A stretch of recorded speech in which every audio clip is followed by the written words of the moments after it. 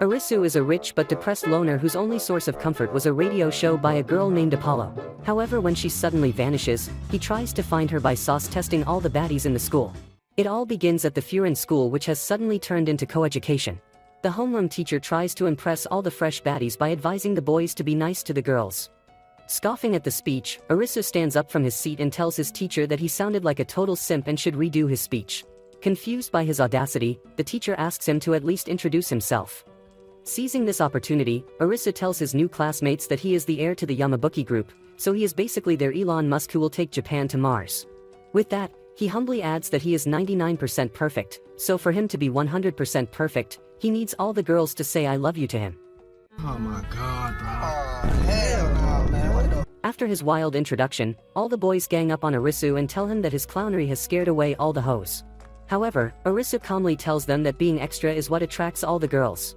Just then, a bubbly tomboy approaches Arisu and states that she knows the Yamabuki group is completely loaded, so she would like to become his girlfriend. Hearing this, Arisu stands up and tells the girl to say something in his ear, but when she does so, he flatly rejects her by telling her that it's time for him to take a massive dump. While Arisu excuses himself, the boys who have been dealing with his shenanigans reveal to the girls that Arisu is doing this because he has been searching for a girl since his second year. However, since he hasn't seen her face, he tries to find her through her voice. Meanwhile, Arisu goes from class to class, in hopes of finding his dream girl. After failing yet again, he recalls his depressive past, where his only reason to stay alive was a radio show which was hosted by a girl called Apollo.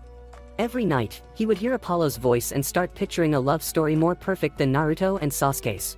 All of a sudden, a girl sneaks up on him and whispers I love you in his ear, which causes all his blood to rush south. Startled by this, Arisu demands an introduction, but the cheeky girl reminds him that break is over and he still hasn't gone to the washroom. After returning, he joins his peers in the mess hall, where he thinks about the girl who sounded eerily similar to Apollo. However, Arisu tells himself that he can't be sure since the girl caught him at a time when he was desperately trying to hold his poop together. Just then, he hears a girl's voice echoing through the speakers, which tickles Arisus's pickle, causing him to run towards the broadcasting room. On his way, Arisu thinks about Apollo and wonders if she is closer to him than he had thought. As he was her only listener, they chatted regularly and got so close that Apollo would often tell him that she would like to attend an all-girls school. After her sudden disappearance, he had compiled all the evidence from their chats and quickly learned that she was the same age as him. And since she wanted to go to an all-girls school near the ocean, he dug up all the schools in the area and found out that only Furin offered such specs, which is why he decided to attend Furin School for Boys because he wanted to get closer to Apollo. With the broadcasting room in front of him, Arisu takes a deep breath, hoping that he'll find Apollo in the next room and finally become whole. However, as he opens the door, he is greeted by 4 yummy baddies. Composing himself, Arisu tells the girls that he wants to ask them about something. But before he can do that, they start shouting at him for the sudden interruption. He quickly apologizes to them while his eyes linger longer on Rika, the girl he met earlier, as he thinks about how she and the 3 other girls all sound similar to Apollo. Seeing Arisu completely dumbfounded, Shinobu asks him if he wants to go pro. Confused, he asks what she means, further upsetting the hot-headed Nene, who asks him why he is even here if he doesn't know anything. Finally, Iko reveals they are huddled in the broadcasting club because they want to pursue a career through their voices. Just when Arisu wonders if the girls are trying to start something naughty called Only Voices, Shinobu reveals that she wants to be an anchor, Iko announces that she will become a VTuber, Nene states her dream is to become a voice actor, and lastly, Rika claims that her goal is to become a singer. While Arisu realizes he is surrounded by an ambitious crowd of girls, Shinobu jokingly tells the girls that she heard Arisu give a weird speech about wanting a lover. Before he can explain himself, Nene kicks him and tells Arisu that he looks like a creep who flashes his pickle to random girls. Upset by the allegations, Arisu clarifies that he's not Diddy, as all he wants to do is find someone. Hearing this, Iko shows a screen of her character and asks Arisu if he's here to meet her. When he tells her no, Rika steps forward, asking if he wants to date her since he seemed completely smitten by her in the hallway. Now getting annoyed, Arisu tells them that he has no ulterior motives and just wants to find Apollo. Confused, the girls ask him what an Apollo is, which shocks Arisu, who is sure that Apollo is one of the 4 girls. It then dawns on him that Apollo could be trying to hide her identity, which makes him regret asking them about her directly. Thinking he would have plenty of chances to investigate the girl, Arisu turns to leave when the girls tell him to never show his ugly face in the broadcasting club again since outsiders aren't allowed. This suddenly prompts Arisu to recall a conversation with Apollo where she told him that she wants to pursue a career through her voice. At that moment, Arisu tells the girls that if they let him stay in the club, he will provide them with new equipment that'll give them better sound quality. Finding his terms agreeable, the girls agree, and to pay him for his kindness, they collectively tell him that they love him. However, Arisu starts tweaking out like a virgin and quickly rushes out when he recalls saying I love you to Apollo in a moment of loneliness. However, since he's no longer a simp, Arisu makes up his mind to find Apollo so he can make sure she won't blackmail him once he takes over the Yamabuki group. The next day, Arisu makes up his mind to observe and collect notes on the group. But when he enters the clubroom, he only finds Shinobu, who reveals that she likes to come early to practice her lines as she's prone to messing up more. Just when he tries to ask her a question, Shinobu shushes him and prepares for the morning broadcast. Observing her intently, Arisu reads the information he had gathered on her. Basically, Shinobu is a perfect student, as she is not only the vice president of the student council but is also treated like royalty by the students. Just hearing her voice, Arisu starts to believe she is completely perfect when suddenly Shinobu starts getting tongue-tied, which upsets Arisu so much that he starts scolding her while the mic is still on. Outside, he catches Nene surrounded by girls, asking her if she got the new volume of Lilycos. Nene eagerly states that she did since she's a die-hard fan, which prompts Arisu to recall that Apollo loved the manga as well. Analyzing Nene from afar, Arisu reads the information on her and comes to know that she loves to cosplay and is basically besties with everyone in her class. As she starts voice acting for the heroine in the manga, Arisu finds himself bewitched until she starts messing up her lines by saying the wrong words. Cringing at her state, Arisu wonders if Nene is special needs when she notices him and tells her friends that she got scared because Arisu keeps staring at her. After barely escaping from the angry crowd, Arisu realizes that he is unable to find the real Apollo because he had been hearing her through the phone. Naturally, the phone would distort her real voice, which is why he's having such a hard time. Suddenly, Iko sneaks up on Arisu, causing him to tumble down the stairs. Still reeling from the shock, he recalls the data he had on her. Turns out, Iko is the one who offers tech support to the broadcasting club and has a massive fan base in the otaku community. When he asks what she is doing here, Iko reveals it's time for her daily stream. With that said, she sets up her iPad and holds a 5-second stream, which ticks off Arisu, who asks her to be more dedicated to her fans. However, Iko argues that her simps don't mind, so she's cool with it. Without engaging further, Arisu leaves, realizing that everyone in the club is unserious, unlike Apollo, who was determined to pursue a career through her voice, and because of this determination, he had promised to learn voice support so he could help her in the future. Later that day, Shinobu goes live and performs badly as usual when suddenly Arisu hijacks the mic and announces that he's fed up by the mediocrity of the broadcasting club, therefore he's going to push everyone to do better. Before he can continue, Arisu is pushed out of the club by the girls. Suddenly, he gets a notification on the screen, which knocks his breath out as for the first time in years, Apollo comes live and tells Arisu that she meant it when she said I love you. The more he hears the stream, the more it becomes clear to Arisu that Apollo is definitely a member of the broadcast club. He wonders why she is trying to hide herself from him, but then becomes absolutely determined to uncover her identity. A couple of days later, the girls find themselves running on the beach at 6 in the morning as Arisu yells at them to train their bodies if they don't want to end up as land whales, yelling about body positivity. As the girls struggle to run, Arisu shows them how it's done by running in reverse. Nene gets pissed and asks him how he's so nonchalant about it, but like always, Arisu toots his own horn by stating that he's simply an alpha male who is keen on making them all pro. However, when Nene still continues to whine, Shinobu tries to calm her down by saying that they have been slacking off a lot these days, and they could all benefit from Arisus's training. Meanwhile, Rika asks Arisu why he's so hellbent on helping them out and if they can really trust him. In response, Arisu confidently states that he is sure that he can help them climb up the mountain of success. Later on, they stop by a restaurant for breakfast where Arisu hands them a schedule book with details highlighting their issues and future training sessions. He also adds that he has included advice on how they can each improve individually. Shinobu is the first one to express her amazement with how thorough Arisu is with his mission to make them pros. Meanwhile, Nene complains about having to do the legwork of learning perfect Japanese. Iko, on the other hand, acknowledges that she needs to upgrade herself enough that she can get accepted by a VTuber agency, while Rika is tasked to sing in front of 50 people. This ticks her off as she asks Arisu if he has ever played an instrument in front of a crowd. In return, Arisu tells Rika that he hasn't played an instrument before, which prompts Rika to whine about how nerve-wracking it is to play in front of a crowd. However, Arisu coldly tells her that if she wants to become a singer, she'll have to overcome her anxiety. He also reveals that he has never been nervous in his life, which Rika calls cap on. She then tells Arisu that he can't tell her what to do since he's just all talk, and walks away, leaving him completely confused. Nene seizes this opportunity and tells Arisu that she understands Rika's reaction since she's someone who is talented enough to write her songs but is getting bossed around by a chud who has no experience with songwriting or live singing. Upon hearing this, Arisu tweaks out as he wonders how the girls have the audacity to doubt his skills. Later at school, Arisu reads up on the data he has on the girls and learns that Rika actually holds mini concerts in the schoolyard. Without wasting time, he heads there and finds Rika holding a guitar. As she starts singing, Arisu is suddenly hit by memories of Apollo and how she pierced his heart with her singing. After her first song, Rika spots Arisu in the crowd, which makes her nervous as she admits to herself that she doesn't want him to hear her sing. Once her concert is over, Rika returns to her playful self and asks Arisu if he has fallen in love with her after hearing her sing. This time, Arisu doesn't hesitate to praise Rika, admitting that she was awesome. However, it only upsets Rika further as she tells him that she's still not going to do what he wants her to do. A few weeks later, Rika thinks about Arisu since she hasn't seen him in a while after their last fight. Then, all of a sudden, she hears an angry crowd of girls telling Arisu to get lost as they want Rika to sing. She then learns that Arisu had been learning how to play guitar just to prove to her that he isn't just talk. Impressed by his determination, Rika then joins him on the stage and tells Arisu that she's going to be his backup singer. After the concert, Rika asks Arisu if he felt nervous, but like before, he tells her that he was perfectly fine. Upon hearing this, Rika places her head against his chest and calls Arisu a liar. A few days later, the entire broadcasting club gathers in the clubroom when Nene announces that she's leaving early again. This upsets Arisu, who tells her that she won't be able to pass her Japanese test at this rate, but she ignores him and walks out. Sighing in frustration, Arisu decides to tail her and learns that Nene is practicing alone. However, he gets annoyed by her lack of passion and bluntly tells Nene that she sucks. When his eyes trail down at the manga in her hand, Nene reveals that this is the hottest chick flick at the moment, a romance which features a princess and a knight. Upon hearing this, Arisu asks Nene if she's going to audition for the role of the princess, but she tells him to piss off since it's none of his business.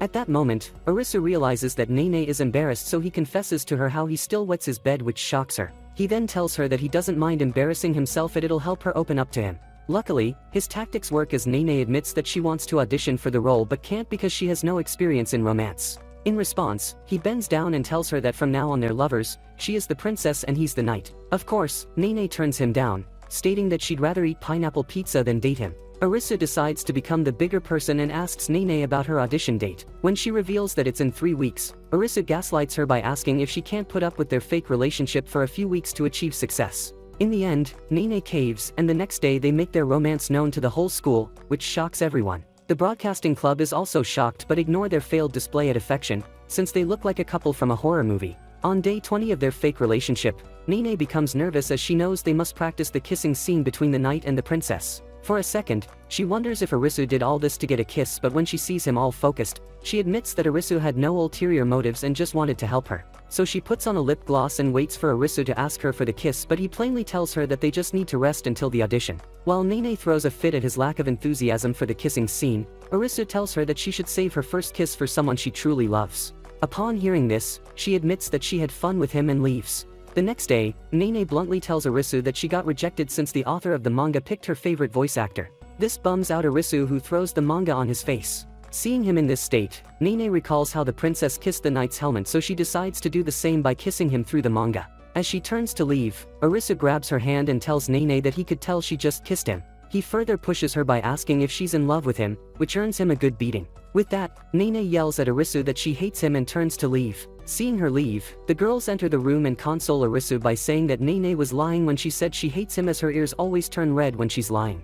A couple of days later, Arisu enters the broadcasting room and witnesses a melon buffet right in front of him. However, instead of being happy like any decent gooner, he screams at the girls. Once the girls are all dressed, Arisu scolds them for carelessly changing their clothes without locking the door. He explains that in this day and age, they need to be careful with such things since anyone can take photos of them and use it to blackmail them later on. But despite knowing that Arisu is right, the girls get irritated as Nene demands him to apologize for creeping up on them. Arisu, being a total softie, quickly apologizes, admitting that he used 10 years of his luck to see multiple plots at once. After school, Rika invites Arisu to hang out with them, but he apologizes and tells the girls that he has something important to do. Once Arisu dips, Nene announces that they need to tail Arisu so they can see his ding-dong. Rika is surprised and tells Nene if she's ovulating, she can go on the hub, but Nene screams and counters that she's doing this to get revenge on Arisu for seeing her in her birthday avatar. Iko admits that it sounds fun, while Rika confesses that she is more interested in uncovering Arisus's daily life. So without wasting more time, the girls hop on the same bus as Arisu,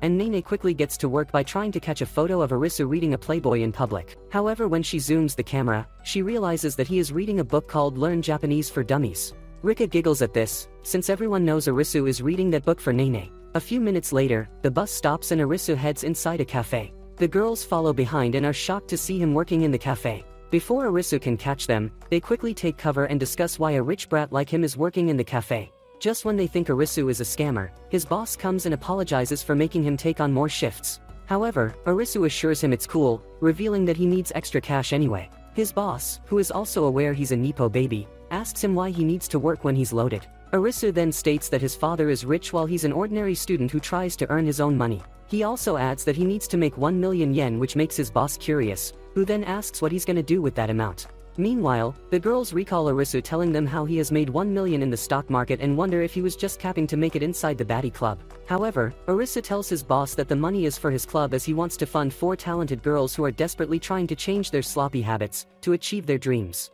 At that moment, it becomes clear to the girls that Arisu believes in them and is serious about helping them, so they decide to trust him too. They then show themselves to Arisu, who is shocked to see them, while Nene quickly takes a photo of him in an apron to blackmail him later. The next day, Arisu is worried that Apollo has more blackmail material on him and can easily get him expelled since the school doesn't allow part-time jobs. Just then, Iko walks in and locks the door. Seeing this, Arisu warns her that he's not going to submit to her if she's here to blackmail him. However, Iko starts unzipping her jacket and tells him that since she got to see his embarrassing side, it's only fair that he knows her embarrassing secret. At first, Arisu thinks Iko is trying to show her embarrassingly small cherries, but she reveals her tablet and tells him that she's getting negative comments on her stream. Her loyal fans now think her content is sloppy and boring, despite her doing multiple activities on the stream. In response, Arisu tells Iko he already knows why her streams are failing since he watches her all the time. Pulling up his phone, he then plays different clips of her from different streams, revealing that her avatar is expressionless. The viewers can't tell when she's happy or sad, which is why they're all bored. Arisu then tells Iko that she can easily solve this problem by changing her avatar's costumes or facial expressions to match what she's really feeling. However, she tells Arisu that she's bad at computer stuff, so she doesn't know how to do that. But as always, Arisu saves the day by telling her to leave that to him. After a few days of hard work, he presents Iko 2.0, which can match Iko's facial expressions. However, during the tryouts, Arisu realizes the true problem lies in Iko, as she's unable to show her emotions through her voice. When he points that out to her, Iko blankly states that she sucks at expressing herself, but that's not a good enough reason for Arisu. So he locks the door and starts tickling her, until they both fall on the floor. Seeing her genuinely smiling, Arisu tells Iko that this is exactly what her fans want to see. Suddenly, they hear Nene demanding an explanation on why they're in the baby-making position since she had been watching them with a selfie stick. As Arisu opens the door, Nene quickly ties him up, stating that she's taking her to the Diddy jail for being a creep, when Iko thanks him for helping her. Seeing this, the girls realize that whatever Arisu was doing was for Iko's sake. However, the next day when Iko starts streaming, Arisu immediately realizes that his efforts were wasted since she's back to her usual self. In that moment, he comes to understand that Iko struggles to show emotions in front of others. Meanwhile, Iko increasingly becomes nervous as she watches her viewers disappear on her. Seeing this, Arisu holds a board, asking her if she needs help. Once Iko says yes, Arisu intervenes by pausing her stream, but that freaks her out as she tells Arisu that it's unethical to pause an ongoing stream. However, Arisu doesn't care and scolds Iko for being mediocre and even urges her to quit altogether, which makes her very emotional. As she starts yelling that she loves to stream despite sucking at it, the door opens and the girls rush in, revealing that her stream wasn't paused and everyone heard everything she just said. Iko suddenly becomes dizzy as she thinks that she must be cancelled by now, but when she sees her tablet, she realizes that her viewers have gone up in thousands and everyone is leaving positive comments. On that note, Arisu tells Iko that a VTuber's popularity lies in their personality and then urges her to end the stream on a good note. Later on, Arisu rewards himself by taking a huge dump when he gets a link to Iko's private stream. As he clicks on it, Iko thanks him for helping her and gives him a bright smile. However, Arisu tells her real smile is better than the avatar's smile, which makes her blush. As she covers her face in embarrassment, Iko realizes that every time Arisu looks at her, she feels butterflies. A couple of weeks later, Shinobu is taking care of student council activities since the sports week is about to begin. Just then, the members tell her that her ugly face is plastered all over the document highlighting the activities for the event, which embarrasses Shinobu, who quickly realizes that she messed up again. Later on, she finds herself surrounded by other students who need her help for different things. Shinobu assures everyone that she will take care of everyone's problem with a smile, but when she's alone, she sighs, realizing that she's going to be swamped with work until midnight. After arriving at the broadcasting club, Shinobu briefs everyone that they're in charge of all the broadcasting activities, so they need to be on their A game. Upon hearing this, Rika tells Shinobu they need to come up with a script for commentary, and Shinobu assures her that it will be taken care of by her. Unfortunately, her problems don't end there, as the girls continue to complain about different things that they can't do. Suddenly, Arisu announces that the broadcasting club should have its own separate event during the sports week. By the end of the meeting, Shinobu ends up telling everyone that she'll take care of everything,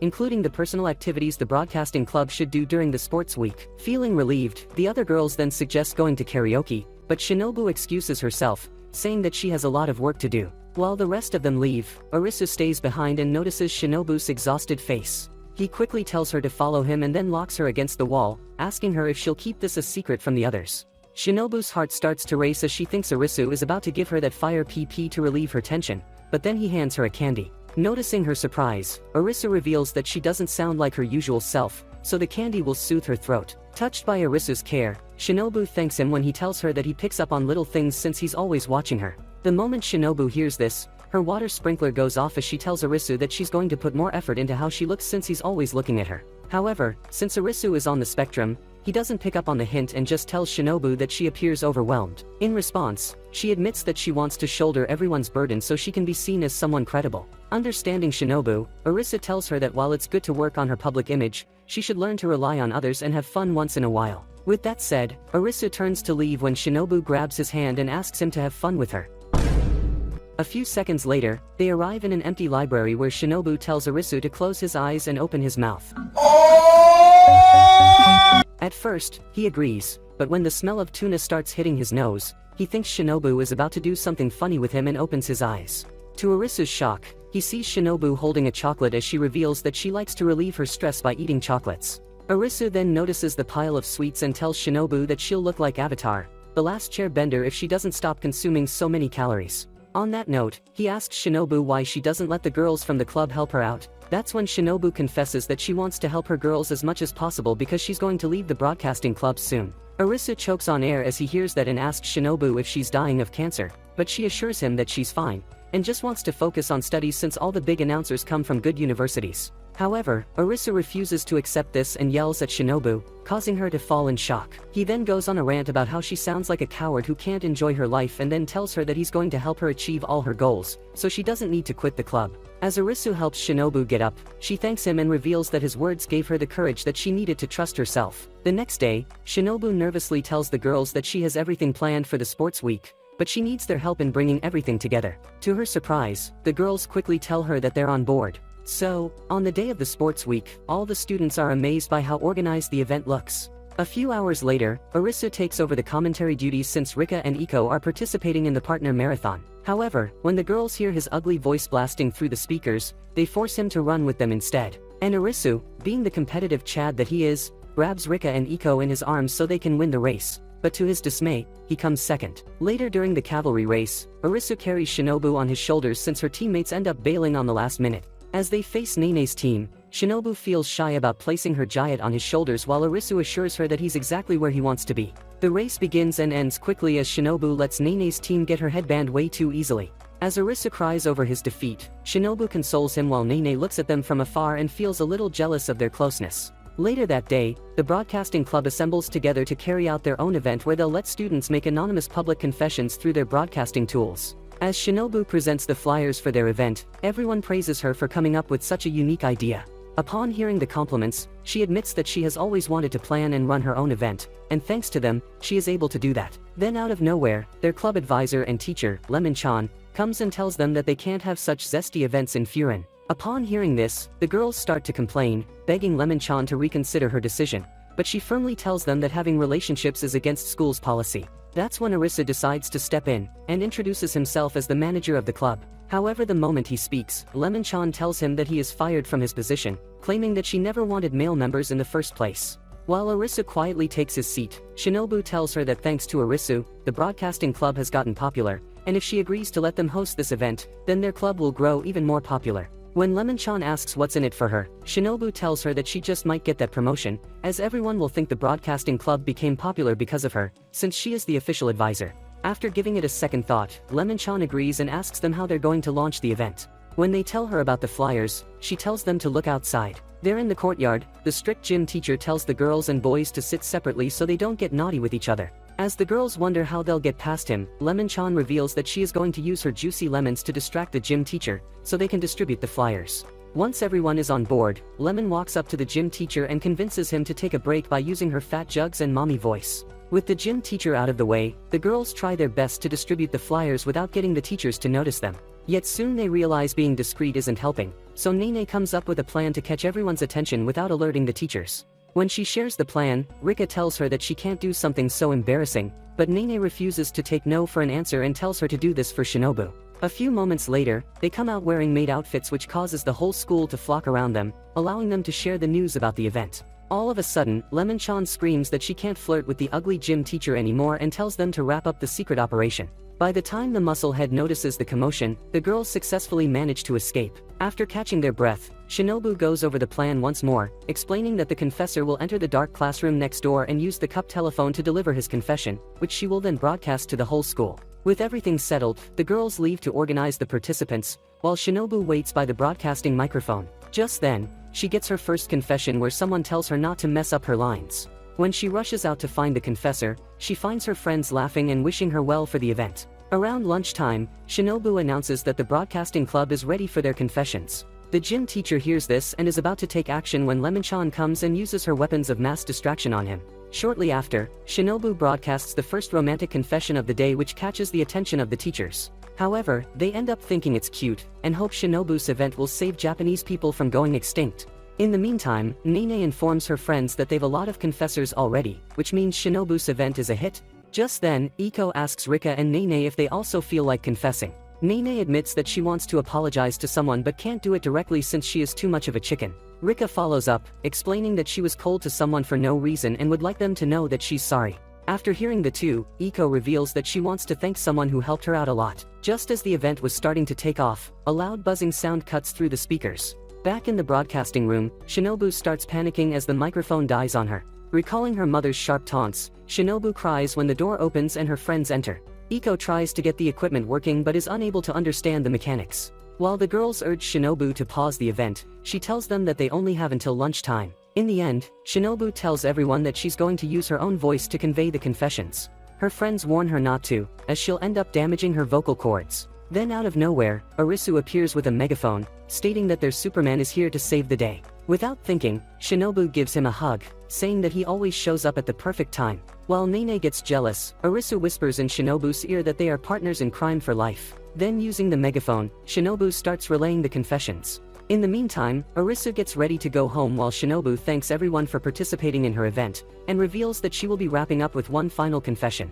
When Arisu hears Shinobu apologize for disappearing 3 years ago, he immediately realizes Apollo is behind the confession, but what shocks him is when she admits to being in love with him. As the students stare at him in shock, Arisu rushes to the broadcasting room and grabs Shinobu, demanding to know if she knows who confessed to him, but she nervously tells him that she doesn't know.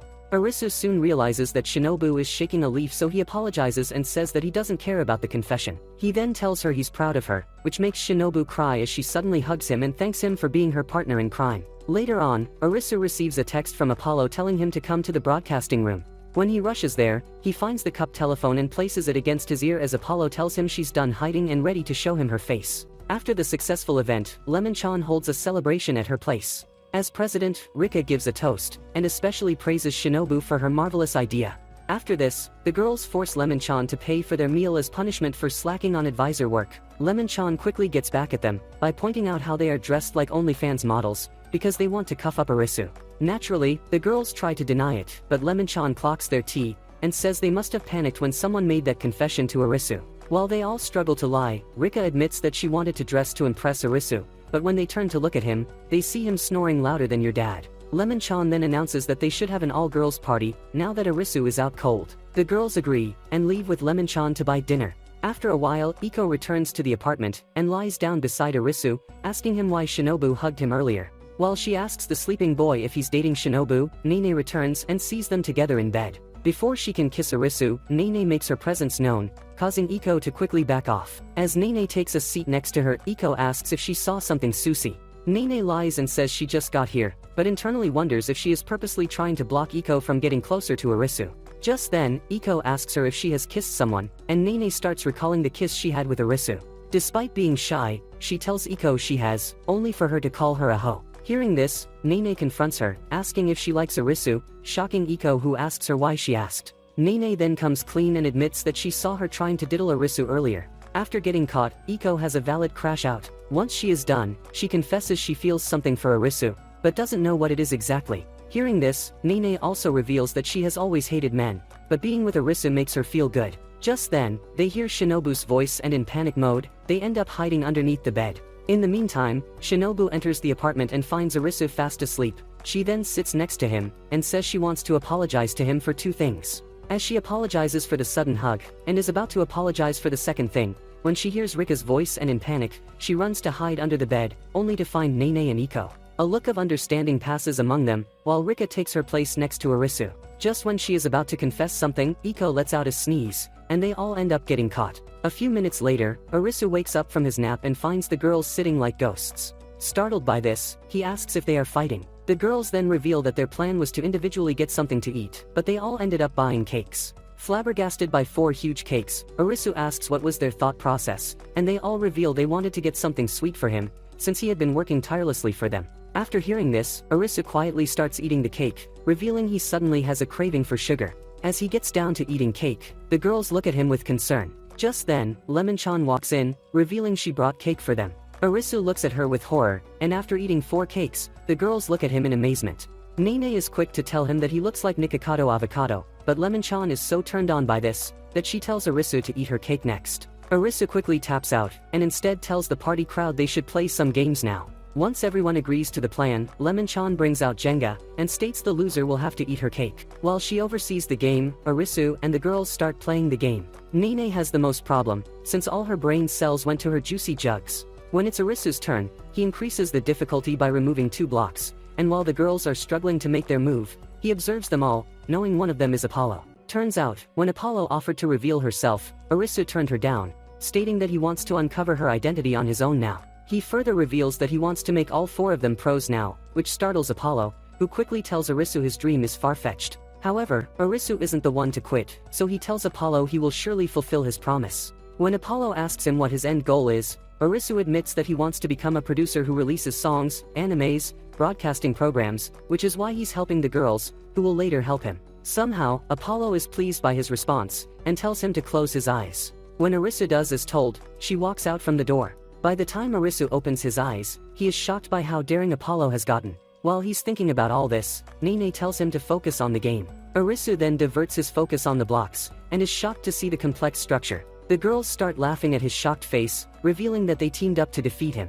Arisu then gets serious, and after much calculations, he removes a block, only for the structure to crumble in front of him. After losing the round, Arisu walks the girls home, who then thank him for all his efforts. Arisu assures them they were equally responsible for making the event a hit. Hearing this, Shinobu expresses that she is glad she went through with her plan, and thanks them all for helping her achieve her goal. Who do you think is Apollo? Comment part 7 if you want to know what happens next. As always, like and subscribe for more.